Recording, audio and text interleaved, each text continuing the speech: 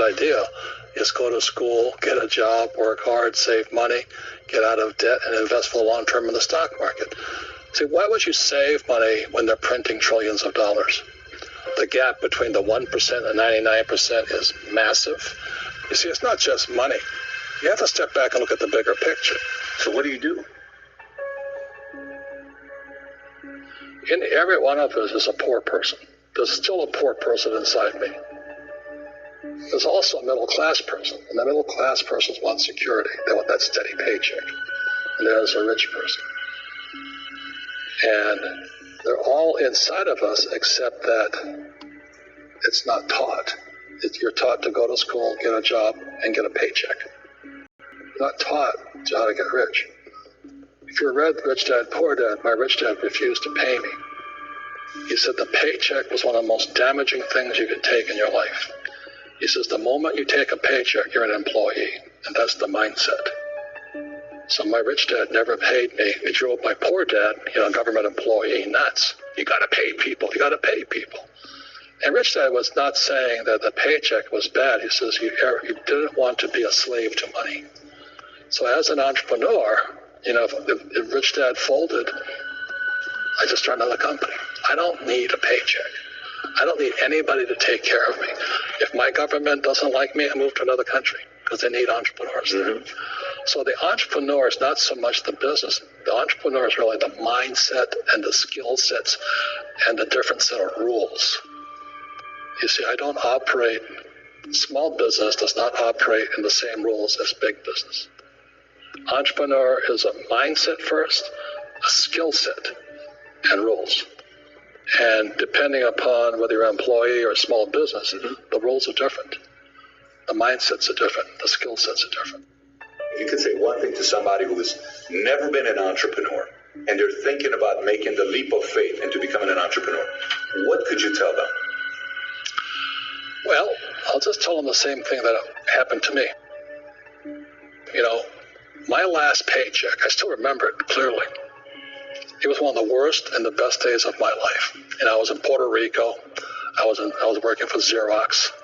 And my boss gave me my last, it wasn't a paycheck, it was a bonus check. I think it was about $30,000. Taxable, that's the only problem with that.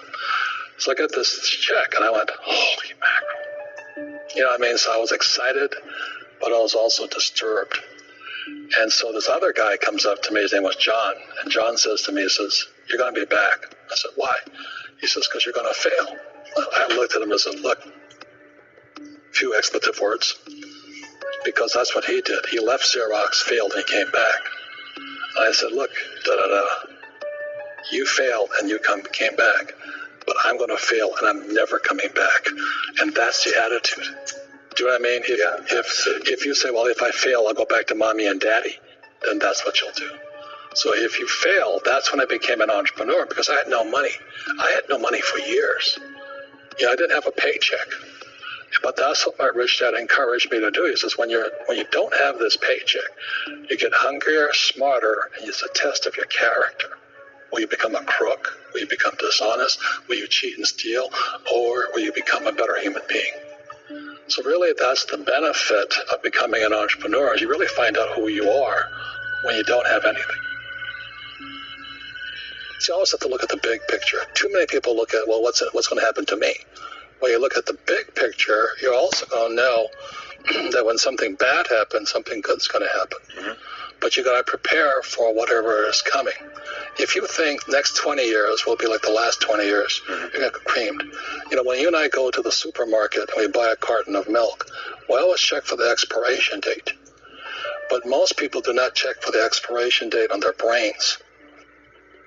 Instead of get out of debt, I get into debt. I just refinanced $300 million in debt. I went from 5% to 2.5% interest. I made a fortune. Every month, more money comes in because my cost of money has gone down. So while some financial experts are saying get out of debt, I'm saying learn how to use debt. See, when I came back from in Vietnam in January of 73, the first thing my rich dad said to me was go to school to learn how to invest in real estate. It wasn't real estate, it was how to use debt and taxes. Debt and taxes make the rich richer. Debt and taxes make the poor and middle class poor. So all the rich guys who are doctors and lawyers or, those guys, they're getting creamed. And they don't know why. Doctors are getting creamed. Oh, yeah, they're making more money, but the take home is less. Sure. My doctor just yelled at me. He was happy. He says, "Oh, guess what? I finally made $1 million." And I said, "Yeah, because this was 3 weeks ago." And so I said, "Yeah, well, how much you pay in tax?" He says, $750,000 in taxes. So his net was about $400,000. That's not bad. But when I make $1 million, I keep $1 million. And the reason is because I don't make it by working for money. See, if you work for money, you're taxed. So that's why lesson number 1 in Rich Dad, Poor Dad is the rich don't work for money. What we do instead is we create businesses as entrepreneurs. We acquire real estate. I don't want to invest in the stock market. Okay? So the reason is because as entrepreneurs, I have more control over my income, how much I make, and how much I pay in taxes. And because I'm an entrepreneur as well as an investor in real estate, I pay 0 tax. So every time I make, let's say, $1 million as an entrepreneur, I immediately invest it in real estate. I have a 4-to-1 step up. So I put $1 million in real estate, I get $4 million from the bank. That's why I love banks. But the banks are screwing everybody else. Terrible. But it's good for me.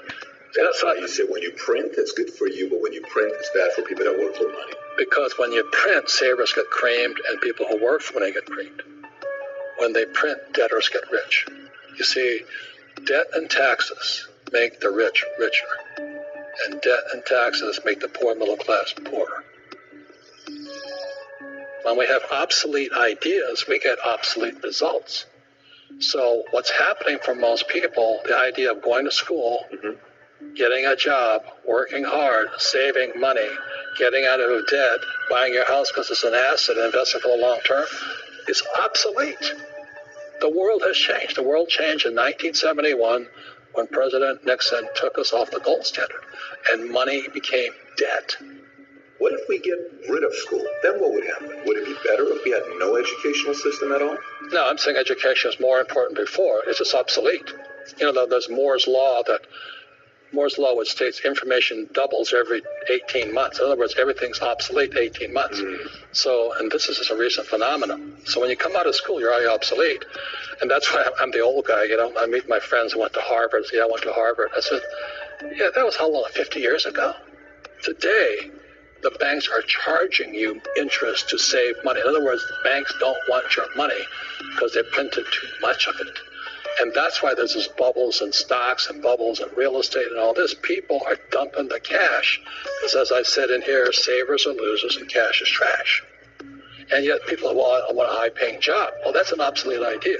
Get out of debt is an obsolete idea. You should learn how to get into debt, how to use debt to get rich. And they'll never teach you about taxes. The reason the 1% is way up here and the 99% are going this way is because when you print money, 2 things happen: inflation and taxes. It's crushing them. And any entrepreneur thinks, I'm just going to make money, I'm going to start a business and make a lot of money because of what we talk about. They really have got to smell the roses, man. That's not what the real entrepreneurs are doing. Most entrepreneurs, there's 28 million small business owners in America. 24 million are what are one-person entrepreneurs. They're called non-employee entrepreneurs. So and that's what happens is when people don't really understand what an entrepreneur does. So most big people are self-employed, but they're not really entrepreneurs. The self-employed pay the highest taxes of all, and nobody tells them that. The world is entering into an economic recession. Market volatility is at an all-time high. Yeah, it's also called the entrepreneurial spirit. But what we were actually talking about was there's no such thing as a bad economy. There's external, you and I, we all have an external economy, but we also have an internal economy. And the willpower is to change our internal economy. So for me, I can see the good and I can see the bad. I don't really give a damn because I'm going to be rich anyway. But a poor person with a poor personal economy, all they're going to see is a bad economy because they don't know how to make money in any economy. And a middle-class person, they have a middle-class economy. What they want is a nice house and a steady paycheck and the job and the car. And so when you take their job away, to them, that's disaster. Well, since an entrepreneur doesn't have a job anyway, it's no big deal. So all I'm saying to people is what Bucky Fuller taught me. There's always two sides, you know what I mean? Unity is plural, at minimum two. So if you think the economy is bad, it's because your economy is bad. If you think that steady, employment is important, then you'll see an economy without jobs. Your economy versus the external economy. What you control versus what you can't control. I can control. Yeah, it's called an internal focus versus an external focus. So the real entrepreneur has an internal focus. That if they fall down, they say, "Oh, this is good, because I'm going to go up higher." The average person will fall down and say, "Oh, I'm going to take some Prozac," or somebody has a mistake. So all the mistakes don't matter. Well, mistakes matter. It means you didn't know something. But a real entrepreneur, whether they fall down, they always can go up. They can stand back up and go higher. And no matter what happens to them, they get stronger and better and smarter and happier. But a person with a weak internal mindset is that they're so afraid of what happens, it generally happens. Like, people who are afraid of losing their jobs, they generally lose their jobs. You know what I mean? Yeah. So everything can control you. Yeah, so the entrepreneur first job is to control inside here, not outside there. The moment you take that paycheck, you're an employee. You've got to be stronger than that. It's about inside control. Yun, nice wisdom mga partners and friends. So, pakitulungan mo na rin akong pindutin ang pag-subscribe my YouTube channel and share our friends Mayaman versus Mahirap mindset. Malaking tulong po sa atin yan na tayo po ay mga bagong entrepreneurs this 2022.